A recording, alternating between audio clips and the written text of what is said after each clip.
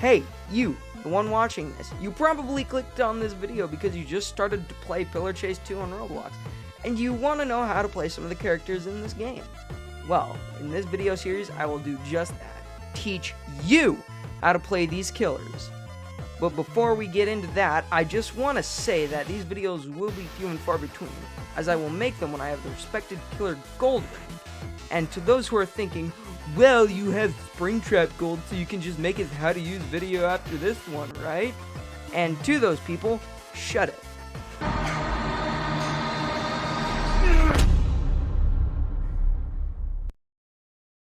Okay, before we get into all the tips and tricks, let's start with stats. By the time you're watching this, it's likely that MX has already had some stat changes, but as the time of making this, MX has 70 stamina, 24 sprint speed, and does 70 damage, which are pretty good stats, as they allow him to kill survivors in 2 hits and keep up with a running survivor. And while his stamina drain is relatively fast, his abilities allow him to keep up the pressure. And one more thing, instead of hitting the player with a weapon, he stomps them, which makes him stand still for a bit. This can be abused by juking MX. Now, on to his abilities. Let's start off with Charging Demise. This ability makes you charge forward in a straight line and deal damage if you come into contact with a survivor, dealing 9 damage per tick. And if you manage to hit multiple people with it... Now that's a lot of damage! And one more thing, if you hit a wall with this ability, you get stunned for a bit.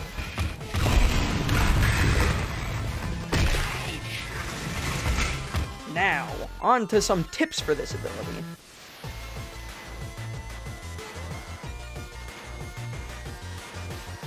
Charging Demise has a short startup before you can actually deal damage to survivors, so don't use it right in front of a survivor. Instead, try to use it when you are a short distance away, or from around a corner so the survivor has less time to react.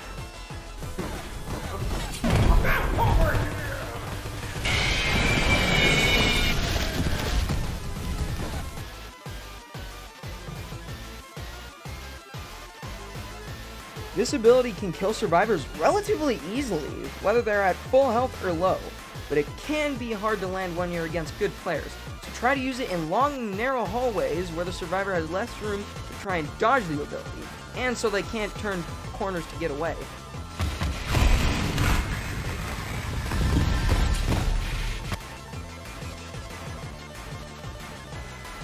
Charging Demise is faster than a running survivor, so it's good for mobility when traversing a map, and trying to catch survivors that are running in a straight line.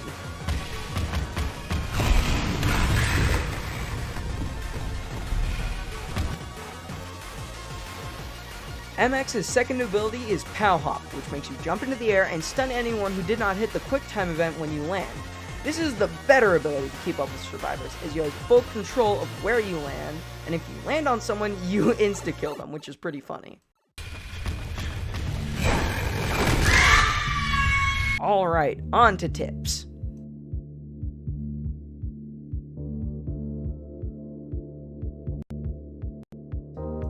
As I said, Pow Hop can insta-kill, but the hitbox for it is kinda small, so it's best to try and land it when the survivor is doing an objective or in a corner and have nowhere to escape.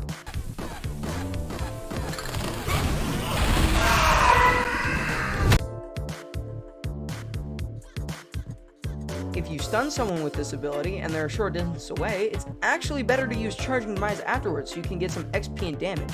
And also so you don't run the risk of running up and missing your stomp.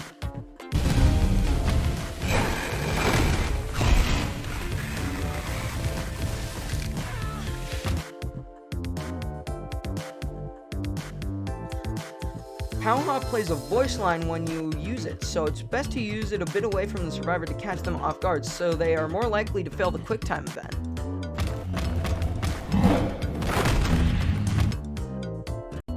The last thing we need to cover is his passive, Bloodlust. This passive activates when you kill any survivor, highlighting all of the survivors that are still alive for about 6 seconds, which is really good to see where any of the players are, and for when the last survivor is around. And one more thing I thought I'd cover are the maps that MX is good on, and most of the maps are actually pretty good, such as Dungeon, My World, Pillar Drainage System, and Black Sun, aka Eclipse. The maps that MX is not so good on are Gobble Run, The Ward, and Fazbear Sprites. The rest are 50-50 depending on how good you are and how good the players are. Before I end the video, I just want to put some gameplay for you guys so this isn't just a yap fest.